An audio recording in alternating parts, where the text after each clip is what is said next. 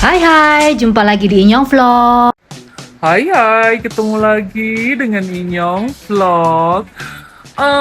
Inyong mau cerita, jadi banyak pertanyaan ya di luar sana yang menanyakan tentang eh, gimana sih kalau kita punya hubungan dengan orang WNA alias orang luar negeri ya, kalau kita ngomongnya bule gitu ya. Biar nggak dibohongin gitu atau cuma buat scammer-scammeran gitu, jadi jangan sampai jadi korban scammer ya. Tipsnya banyak yang tanya gimana caranya, sebenarnya gampang kok. Kalau mau nyari jodoh orang bule itu yang dipikirin ya, harus jelas ya, paling nggak tahu itu dia itu di negara apa sih, dari mana asalnya gitu, negara mana gitu ya. Kita bisa browsing tuh di Google, apakah negaranya cukup makmur, apakah negaranya miskin, apakah negaranya sering ada perang gitu ya. Pokoknya kita cari tahu dulu di geografis negara calon calon kita itu, si bule itu ya. Geografisnya itu, negaranya, situasi politiknya, keamanannya dan lain sebagainya, itu kita cek dulu gitu ya. Zaman sekarang kan bisa tuh browsing-browsing di Google.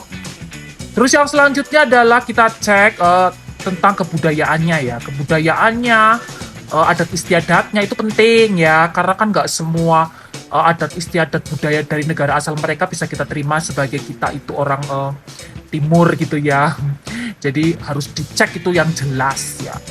Terus setelah itu kalian kan LDR ya, alias long distance relationship gitu ya. Cari tahu dulu pekerjaannya satu, terus lingkungan lingkungan sekitarnya ya, tempat tinggalnya, terutama rumahnya kayak apa. Kalau memang dia ngaku kerja di mana, ngaku jadi manajer atau ngaku jadi pengusaha sukses gitu, kalian harus tahu nih usahanya apa ya, pekerjaannya di mana. Dicek itu bener nggak, ada nggak perusahaan itu, atau jangan-jangan perusahaan fiktif ya, hati-hati. Atau dia bener nggak usaha itu gitu. Paling nggak kalau video call bisa tuh video callan gitu, diliatin gitu. Oh, aku pengen tahu dong tempat kerjanya kamu, kantornya kamu kayak apa. Terus jangan lupa tempat tinggalnya ya, situasi tempat tinggalnya, terutama rumahnya ya. Apakah dia masih tinggal di rumah orang tua? Kalau masih, coba kasih tahu orang tuanya seperti apa. Kalau belum mau kenalan ya nggak apa-apa, paling nggak tahu lah rumahnya kayak apa ya, situasinya gitu. Pokoknya ngerti rumahnya lah gitu ya, jadi tahu nih rumahnya bagus jelek, lingkungannya gimana gitu ya. Lalu kalau bisa kita minta nih kenalan sama temen-temennya, jadi kita bisa tahu temen-temennya itu baik apa enggak, kehidupannya itu di luar sana, kehidupan pribadinya di luar sana bersama teman-temannya itu negatif apa positif gitu ya, kebiasaan-kebiasaannya apa, dia jangan suka dugem, mabok atau apa. Ya itu harus tahu ya video callan gitu, masih tetap video callan, jangan cuma telepon-teleponan ya, harus reality, real, maksudnya real. Tapi biasanya sih ada beberapa orang bule itu yang sangat sensitif ya, jadi dia tuh tidak mau tidak mau mempublikasikan pekerjaannya ya, dia kerja apa, umurnya. Tapi kalau serius sih harusnya dia mau ya, nggak nutup-nutupin gitu ya. Kalau dia cuma maunya telepon-teleponan, nggak mau video call dan nggak mau ngeliatin itu, berarti ya itu ya bisa juga bohong ya, bisa juga cuma iseng ya, nggak serius, itu bisa. Terus jangan lupa ya, kadang kita itu terpesona ya dengan penampilannya. Bule itu ya ganteng gitu, putih, mungkin ada yang matanya biru, hijau, merah gitu ya. Terus lupa semuanya gitu, jangan sampai ya, harus tetap pakai logika ya.